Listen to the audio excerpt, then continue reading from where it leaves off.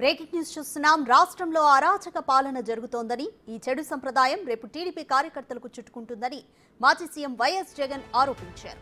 పులివెందుల నియోజకవర్గంలోని వెంపల్లిలో దాడికి గురైన వైసీపీ నేత అజయ్ కుమార్ రెడ్డిని ఆయన పరామర్శించారు. నిర్దాక్షిణ్యంగా ఎటువంటి కారణాలు లేకుండా దాడికి పాల్పడడం దారుణమని జగన్ ఆవేదన వ్యక్తం చేశారు. పులివెందుల చరిత్రలో ఇలాంటి సంప్రదాయం లేదని అన్నారు. చంద్రబాబు వైసీపీ నేతలను కొట్టించి తెలియని ఆనందం పొందుతున్నారని వ్యాఖ్యానించారు. అధికారం ఎప్పటికీ శాశ్వతం కాదని, శిశుబాలుని పాపాలులాగా చంద్రబాబు మోసాలు పండుతాయని అన్నారు.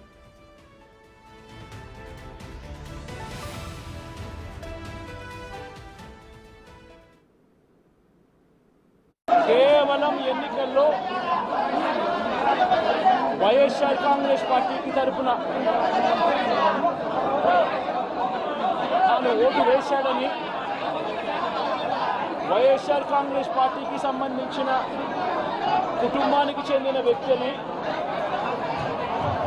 అతి దారుణంగా కావాలని అదే పనిగా వెంపల్లకు ఒక వెహికల్లో వచ్చి దారిలో పోతా ఉన్న పిల్లోడిని బైక్ ఆపి నిర్దాక్షిణ్యంగా కొట్టి హాస్పిటల్ పాలు చేస్తూ ఉంటే ఏమి సాధిస్తూ ఉన్నారు? ఇంతవరకు పులివెందుల్లో ఎప్పుడు ఇలాంటి సాంప్రదాయం లేదు. ఏమి సాధిస్తారు దీనివల్ల? మీరు వేసే ఈ బీజం చేసే ఈ చెడు సాంప్రదాయం రేపొద్దున మళ్ళీ తెలుగుదేశం పార్టీ కార్యకర్తలకి చుట్టుకుంటుంది. చంద్రబాబు నాయుడు అనుకుంటా ఉన్నాడు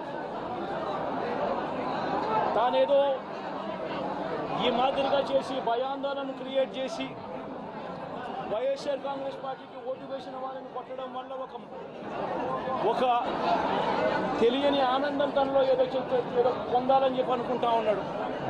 రాష్ట్ర వ్యాప్తంగా ఒక భయాన్ని క్రియేట్ చేయాలని ప్రయత్నం చేస్తూ ఉన్నాడు. కానీ నేను చంద్రబాబు నాయుడు గారికి మరొక్కసారి కూడా చెప్తా ఉన్నా, ఒక చెడు సాంప్రదాయానికి నాంది పలుకుతా ఉన్నారు. దయచేసి ఆపండి. ఆపకపోతే మాత్రం ఎల్లకాలం మీరే అధికారంలో ఉండరు.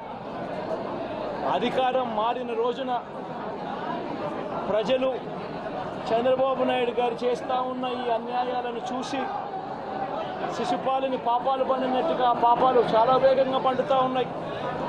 అధికారం మారిన రోజున తాను చేస్తూ ఉన్న ఈ చెడు సాంప్రదాయం తనకే చుట్టుకుంటుంది.